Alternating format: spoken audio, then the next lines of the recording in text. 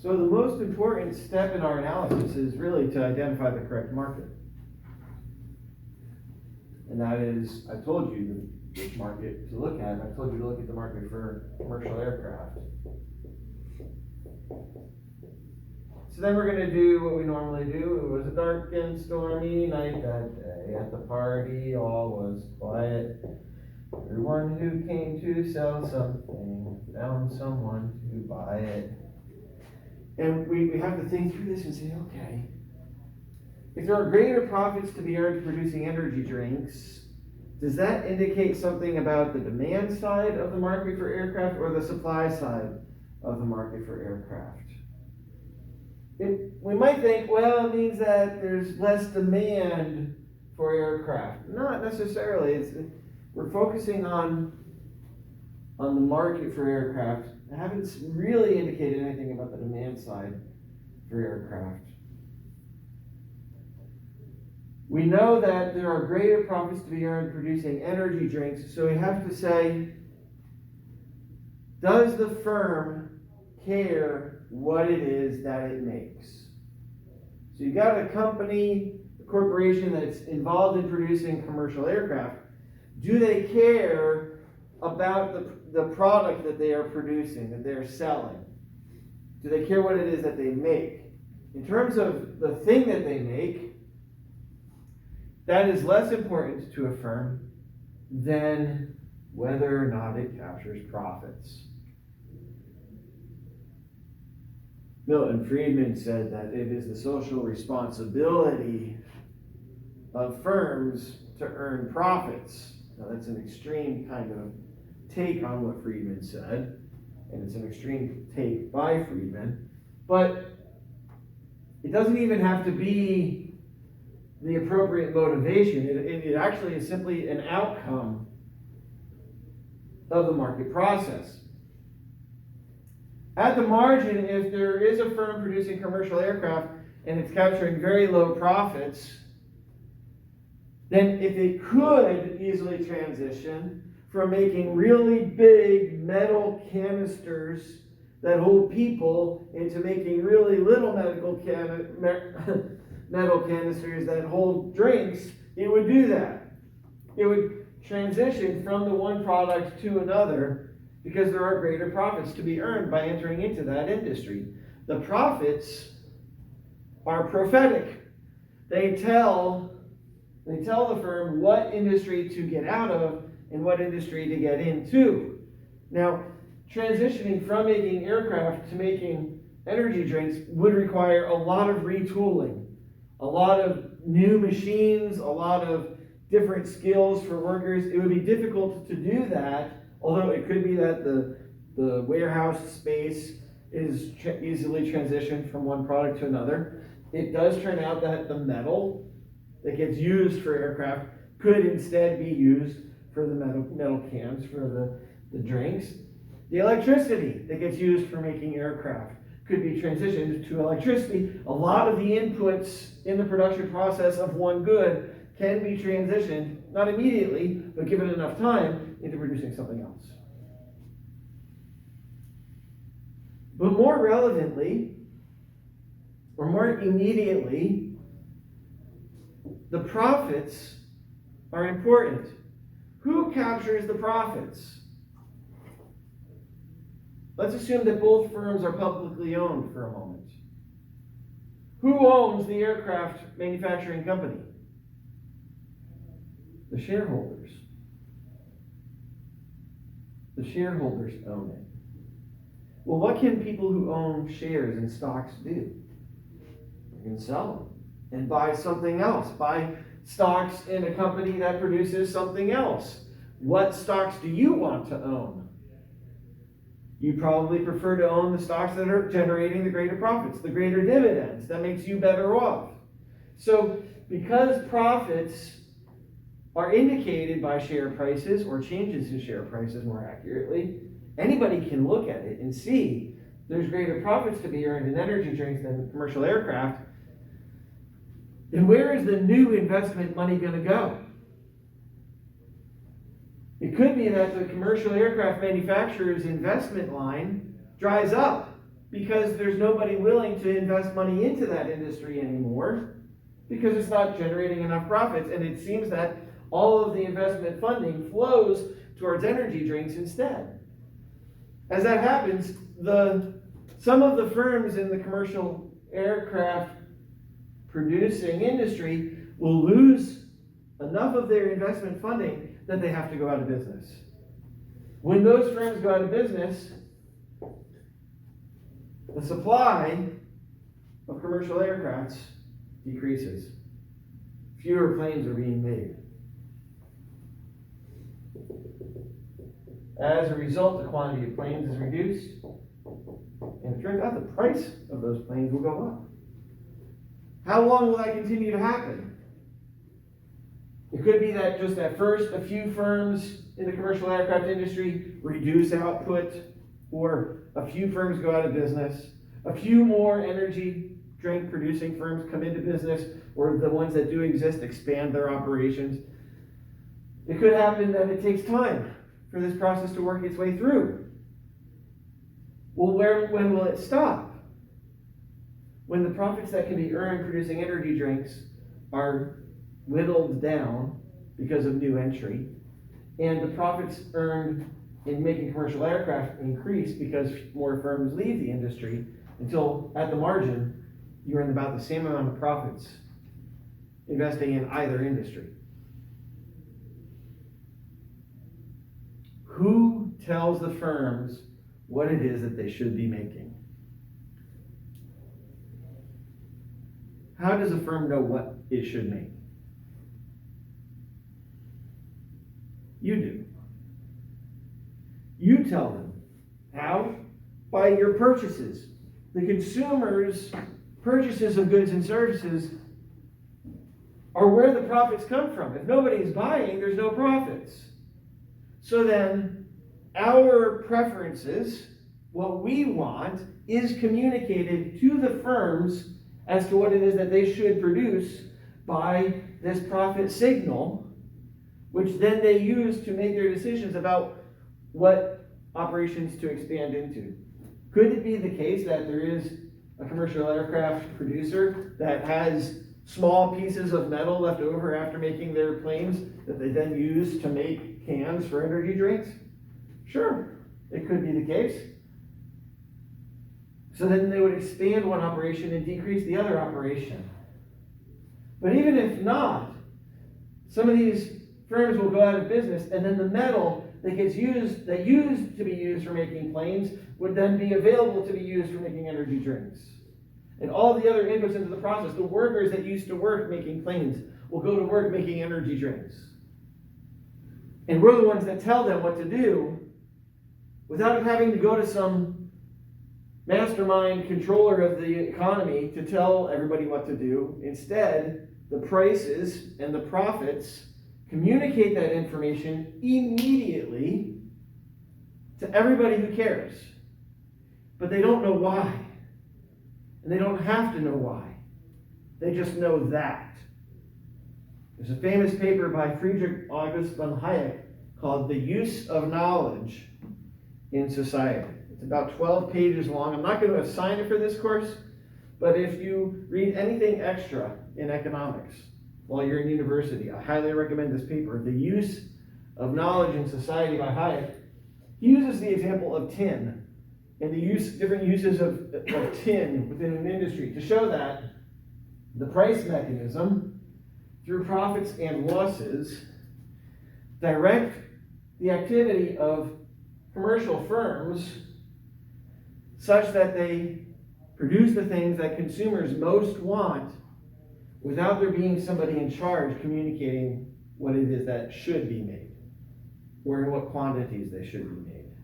All that gets communicated through the price mechanism through markets without any intervention. Any questions of this process? Okay.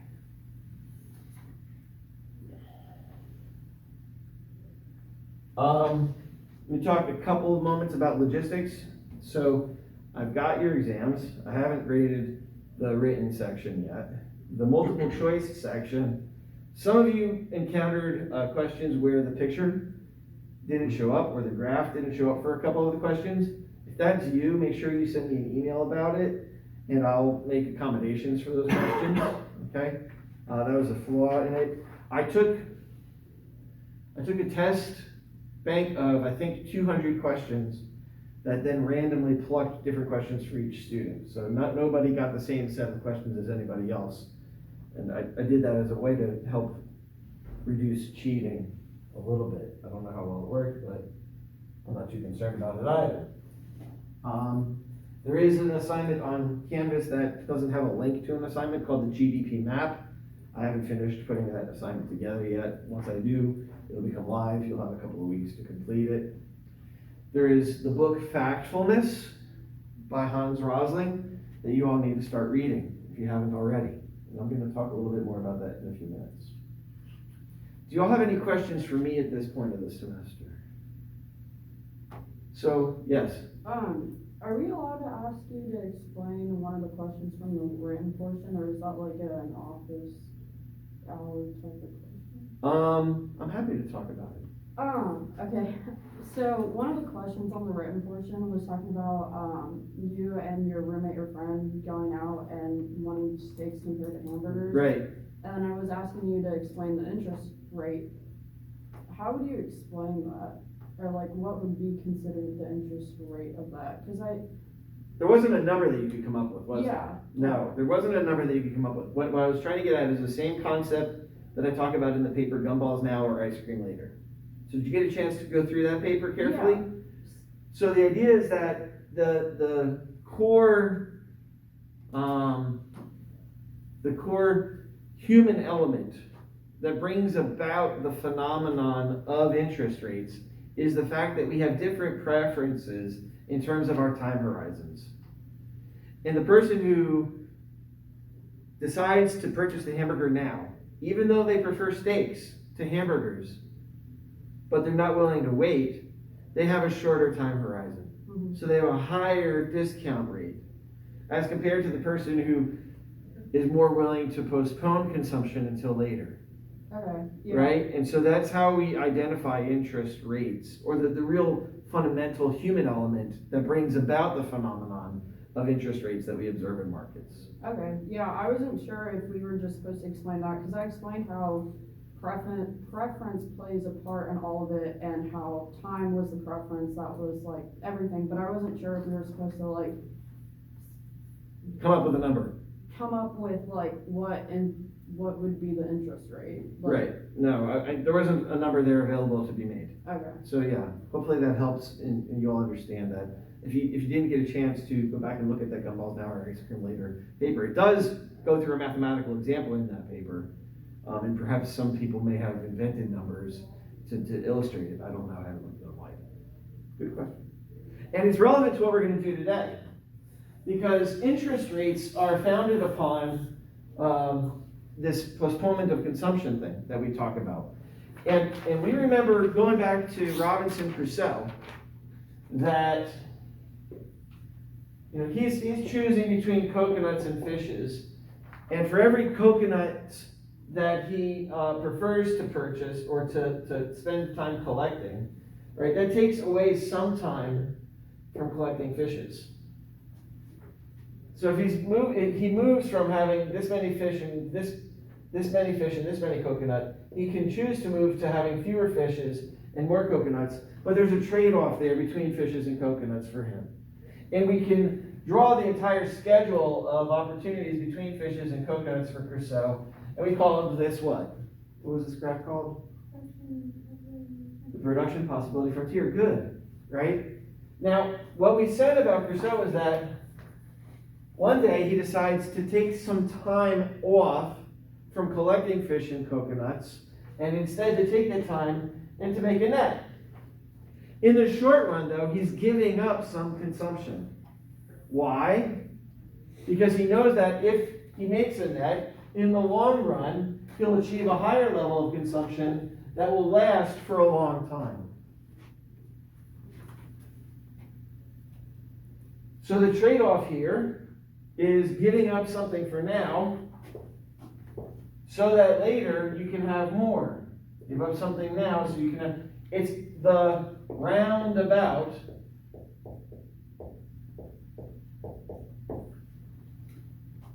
mechanism for growth.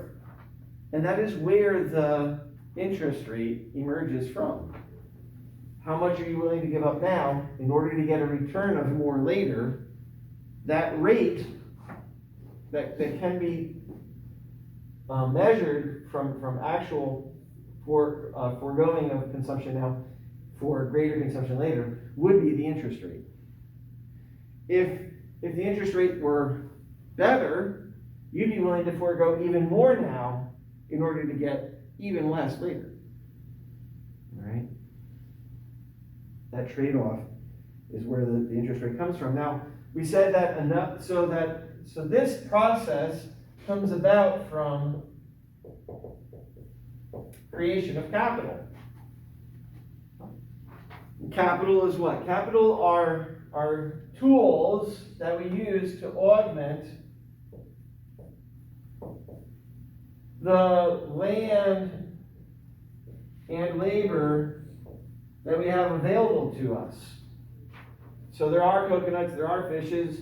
Crusoe has some time and his own internal skills, his own human capital, that he uses to collect the coconuts and fish. But once he has that capital, the net, he's able to do more with the existing land and labor and have more consumption later on through that roundabout process. We also understand that once Crusoe discovers that Friday is also on the island, when there's somebody else on the island, then instead of merely dealing with his own individual comparative advantages and Friday's comparative advantages, together they're able to get not simply a sum of their comparative advantages, but a bowed out demonstration of their comparative advantages, such that through trade, together, they're both able to consume more than the sum of what they each would be able to consume in isolation. They do that how? Through specialization, through division of labor,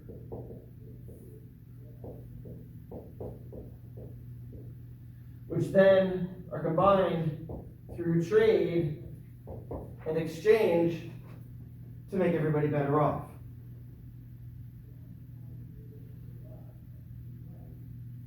Now, what we're looking at in chapter 8 of our textbook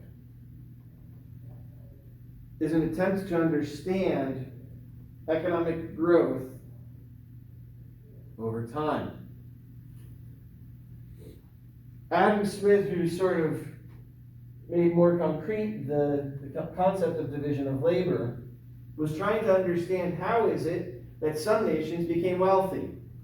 It's important to remember Adam Smith wrote his book in 1776, before most nations really did become wealthy. He was looking at the quality of life in Scotland and France and England and saying some of these countries have become much more wealthy than they had been in the past.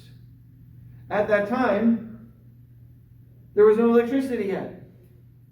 There were no automobiles. People were still riding around on a horse and buggy, if they have one. Most people are just walking. Probably not even that many bicycles.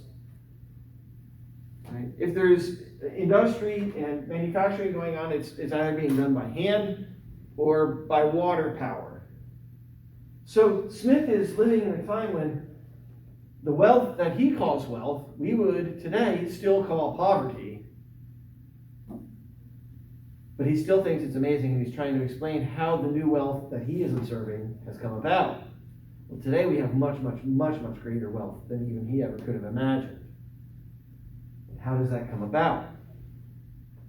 Amongst the explanations given for improved quality of life are an increase in the amount of capital.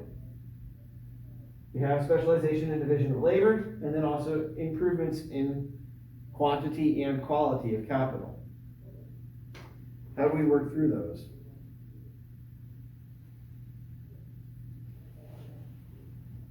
Let's remind ourselves first a little bit about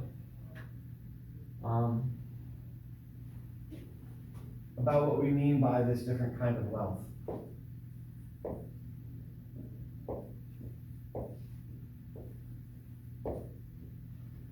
Oftentimes, when we think about the differences in quality of life around the world, we tend to divide people up into the haves and the have-nots, the wealthy and the poor. There's more than just two categories, clearly. And those of us living in the most wealthy society in the world tend to consider those who are living in poorer societies as all being lumped into just the have-nots. I've asked you to read this book, Factfulness, by Hans Rosling and his son and his daughter-in-law, that shows, first of all, that the world is not just divided into the wealthiest people and the poorest people. Instead, it's spread out. They show this on something called Dollar Street. It's part of a set of websites under Gapminder. I think I provided a link on Canvas to this. What they say is that, look, there's a lot of people who are living on $2 per person a day. And then they take you to their house. There are sets of photographs where you can go and visit a family in one of these communities and see how they actually live. They show what kind of toothbrush they have, what kind of clothing they have, whether they have a pet, what their bathroom, whether they have one or not, looks like, whether they have running water, what their beds look like, what they have for food, how it's prepared. And then they show people who are living on $8 a day, or somewhere between $2 and $8 a day. And then they show people living on $32 a day, somewhere between $8 a day and $32 a day, and then people who live on more than that. And they say, we can divide the quality of life that people are enjoying around the world today into these four broad categories.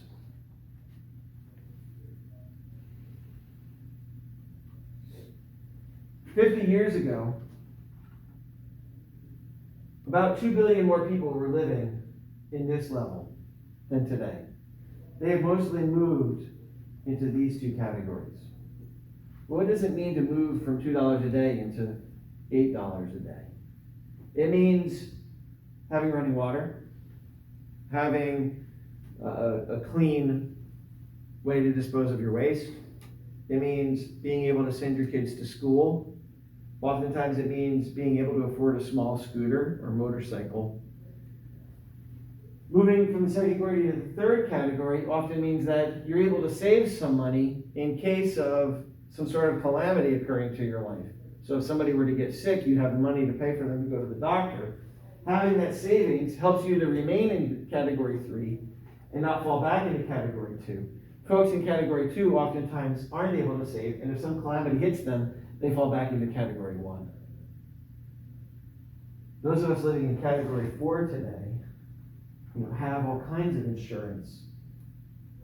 And it is possible that we might fall back into category 3, but there's very little chance that we never fall back into category 1. In the United States today, almost everybody in the United States is either living in category 3 or category 4. Those who live in category 3 are considered oftentimes below the poverty level.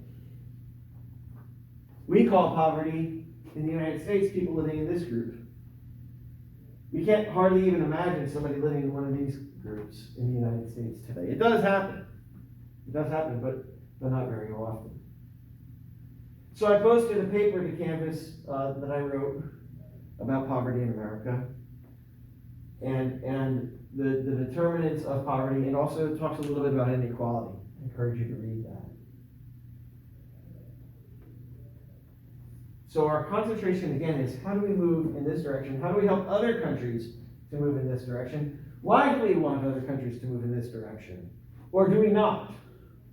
Some people might have the attitude, let's keep them poor so that we remain in control. We have power. However, when you have poorer societies, they're a lot more likely to have civil unrest. And when there's civil unrest, that violence can overflow and affect wealthy countries, which is a bad thing. There were a couple at my church this weekend from the Congo talking about civil unrest in the Congo and how it remains a common problem. And that unrest can overflow to other countries.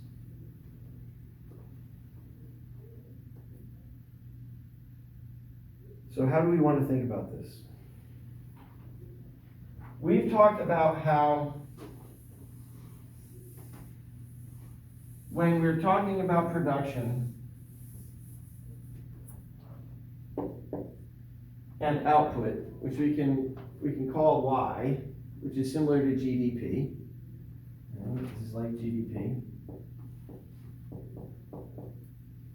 Output is a function of land, labor, capital, and entrepreneurial talent.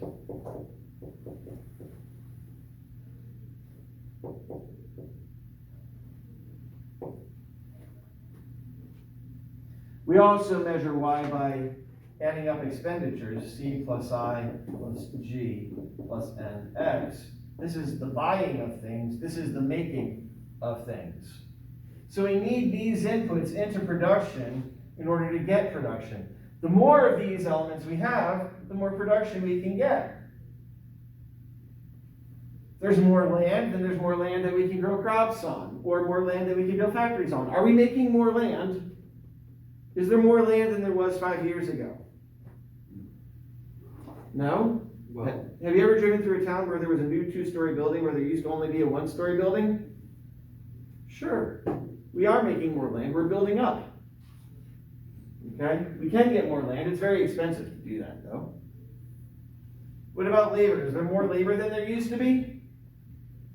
Sure. As population grows, there's more labor. Is there more capital? Do we have more tools and equipment than we used to have? Sure. We continue to buy capital. Is there more entrepreneurs than there used to be? Yeah, that's why you're here, some of you. You're studying entrepreneurship. Okay? So these are all inputs into the production process. Now, in order to understand the overall process, we're going to narrow our analysis down to just one element of it and analyze it.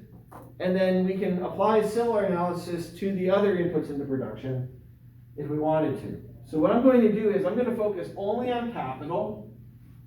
And in the meantime, I'm going to say, I'm going to hold land and labor and entrepreneurial talent constant. I'm going to not let those vary, but I am going to let capital vary. And as capital varies, the quantity of capital that we have working with us, augmenting our labor, as capital changes, we're going to think about how does that affect our total level of productivity, our output. So then, since these are my two variables, capital and output, those are what I'm going to put on my graph. So I'm going to draw a graph with capital and output on the graph.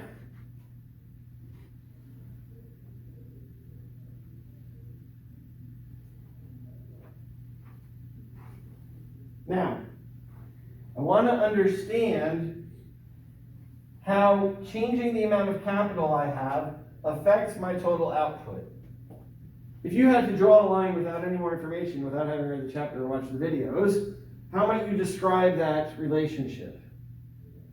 Does having more capital mean more or less output?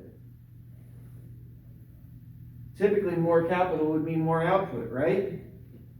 So we could think about drawing a line that looks like this. More capital, more output. But I've drawn a straight line here. Suppose you're working at a pizza parlor. You only have one oven in the pizza parlor. You can add more workers, and as you add more workers, you produce more output. Okay. But what if you leave the same number of workers? We're going to hold labor constant. Same size pizza parlor, hold land constant. Same boss, hold the entrepreneurial talent constant. But we're going to change the capital. What happens if you add another oven? You're able to produce more pizzas. But so having 0 ovens, moving to 1 oven, maybe you can produce 100 pizzas. What happens when you add a second oven? Can you produce another 100 pizzas? Probably not, because we haven't changed the number of workers. And the number of workers we have is a limit on how many pizzas we can produce. So then adding a second oven might increase the number of pieces we can produce, but not by as much as having that first oven did. This is what Tabbert calls the iron law of diminishing marginal productivity.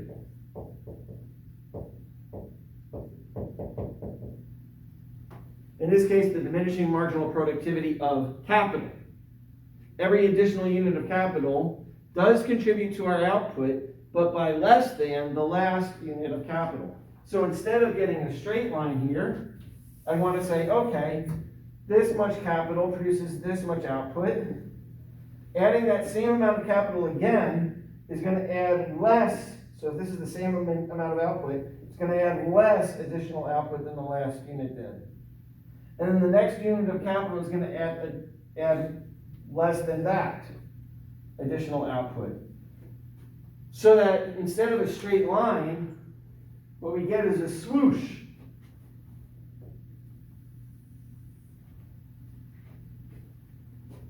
Do you see the swoosh?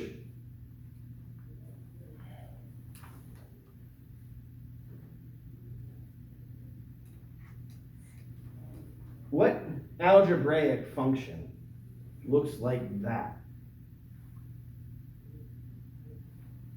In algebra, we can get a function that is a straight line. Actually, let me do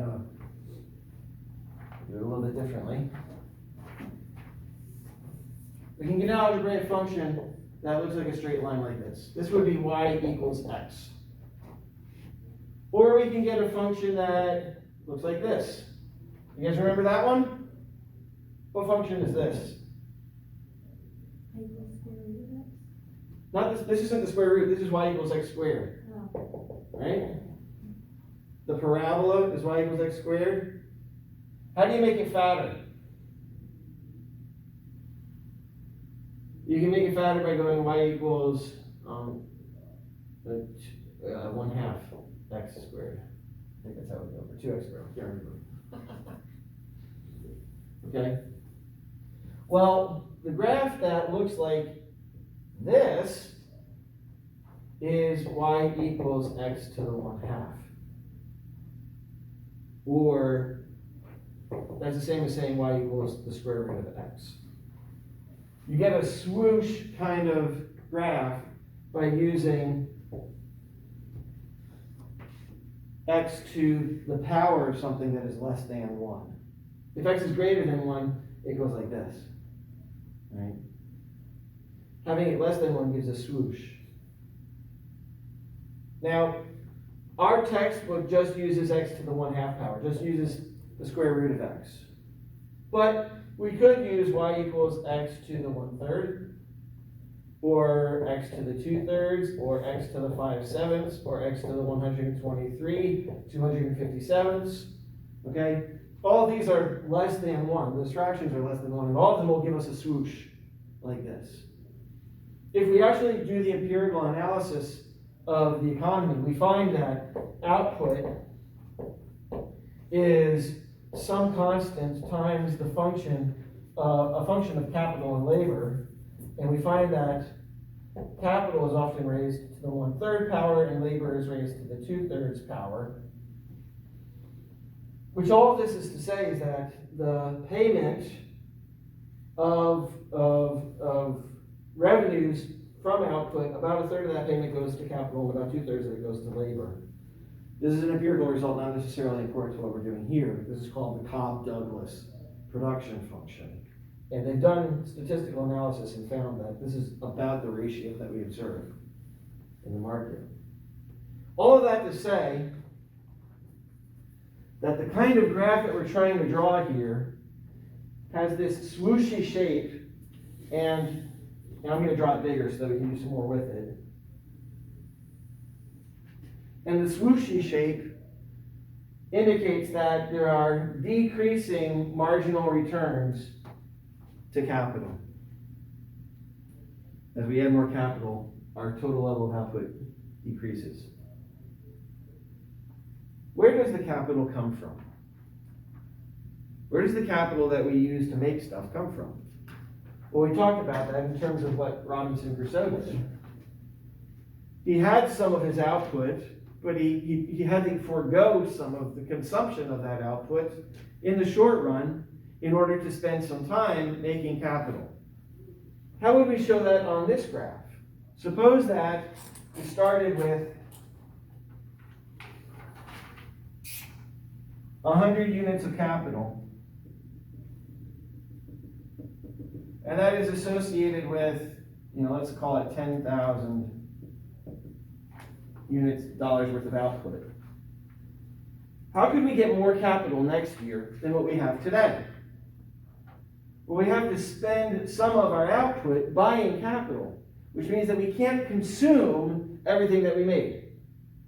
We have to forego some consumption right now so that we can increase the amount of capital that we have in the future, which is basically what savings is. So suppose you put some money into the savings account. Where does that money go?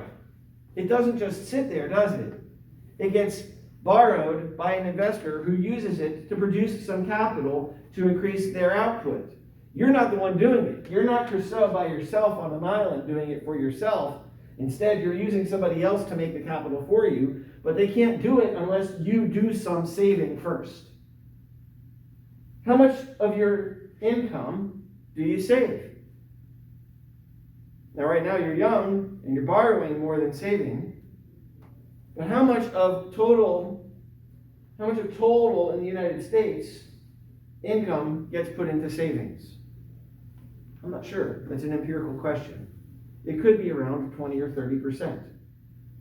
If it were 30%, then what that means is that for every $10,000 that gets worth of goods that gets produced, 3,000 of it would go into savings. And then that savings would be used to buy more capital next year. What if we only had $5,000 worth of output? Well, then only $1,500 would go into savings.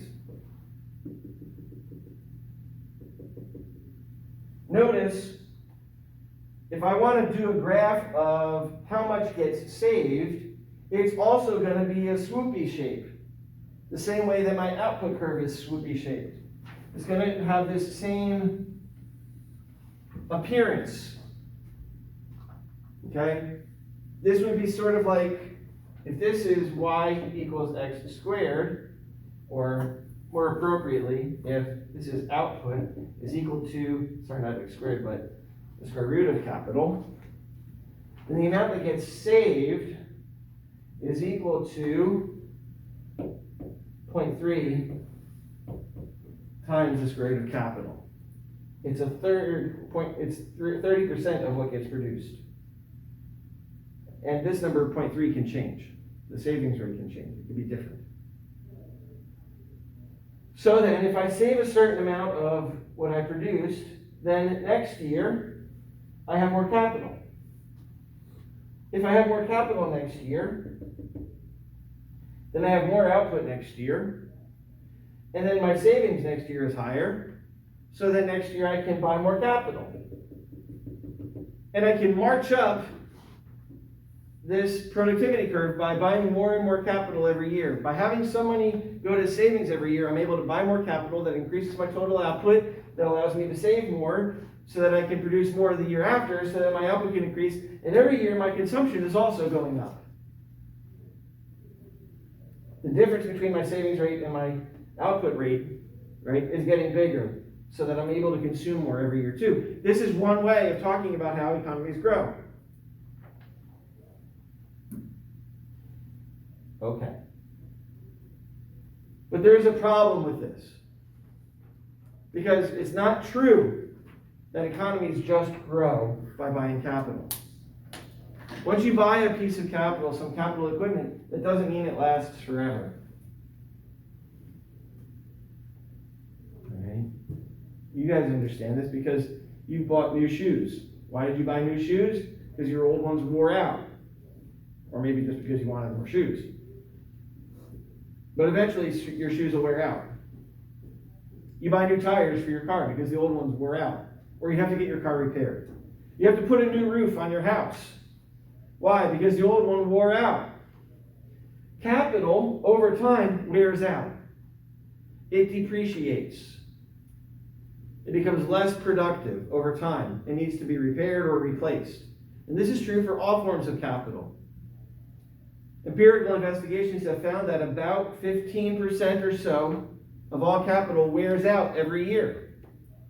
We're going to use different numbers for the rate of depreciation just to model this, but every year some of the capital that we have wears out.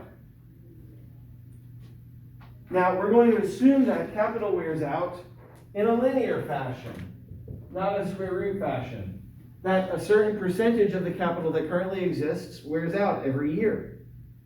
In that case, you would want to put on a graph an illustration of how much capital is wearing out every year, and it's going to be a straight line. So we can say that depreciation might look something like this.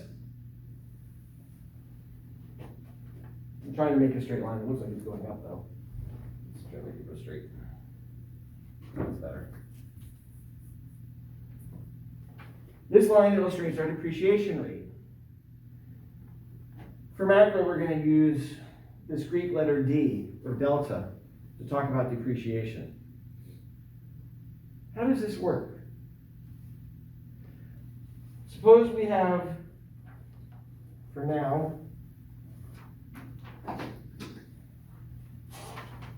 this much capital in our world, this much output, this much is how much we're putting into savings, and this is how much wears out. In that case, the amount that we're saving is more than the amount that's wearing out. The amount of new capital that we're going to buy is greater than the amount of capital that we are going to have wear out, so that next year, what will happen? We will have more capital. So next year we will have more capital. Now we have a new amount of capital. We have a new savings rate, or a new total amount of savings, a new total amount that gets depreciated. It looks like the amount of new capital that we're able to buy here was greater than here. So we're going to buy less new capital this year, but we are going to be able to buy more. And we move towards the point where the amount of capital that we can buy is equal to the amount of capital that wears out. So that we're just replacing the existing capital that wore out with new capital. What if instead we started out over here with a lot of capital? If we start out with a lot of capital, a really high level of output, in this case it turns out the amount of capital that wears out is greater than the amount of new capital that we buy. If capital is wearing out faster than we can replace it, then next year there will be less capital. We're using it up, in which case the amount of capital that we have next year will decrease. And this will repeat itself in the same way that it did this way until we get to a point where the amount of capital that we buy is just equal to the amount of capital that wears out. In other words, this is like an equilibrium point. Just like we had an equilibrium point in our supply and demand graph, this is a kind of equilibrium point in our economic growth graph. And markets will gravitate towards this point over time. This is called the steady state.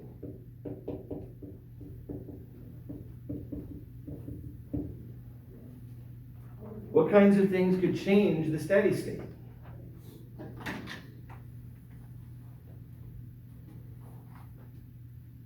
What kinds of things could change the steady state?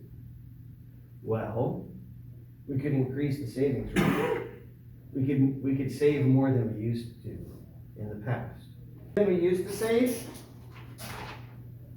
If we save 50% of our output instead of just 30%, then our new steady state will be where the new savings curve intersects with the depreciation curve.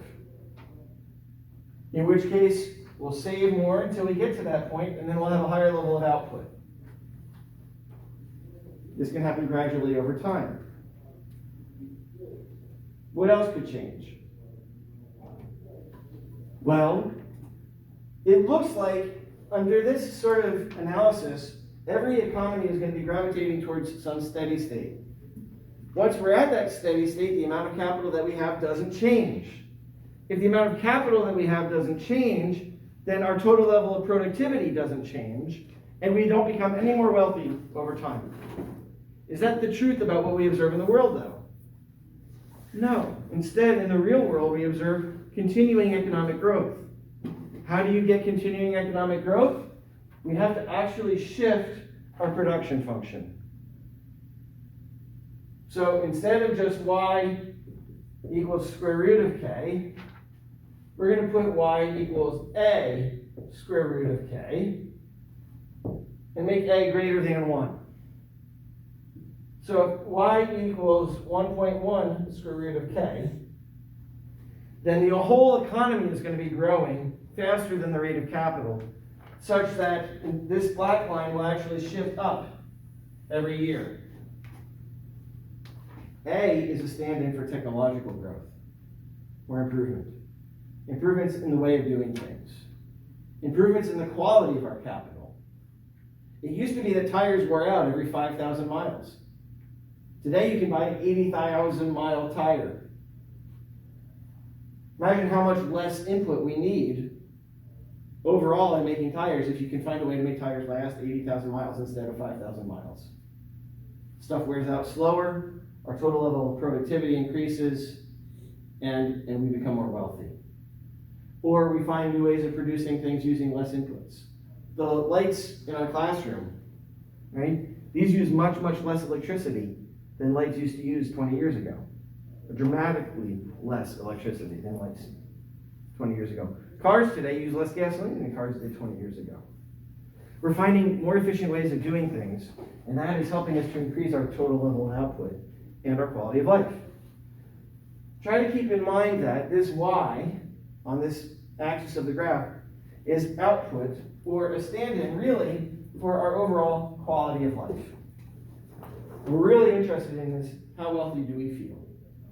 How much goods and services can we each consume? Okay, so this is the basic nugget of what is covered in chapter 8. It's a difficult chapter. There are on campus some extra videos, not included on Sapling, that actually help you walk through some of the problems that are on Sapling.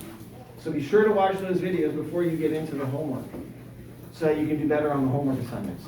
If you're having trouble keeping up with the Sapling, send me an email, let me know what's going on, all right? And I'll be happy to talk to you about that. Otherwise, thank you for being here today. I'll see you all on Monday, and have a good weekend.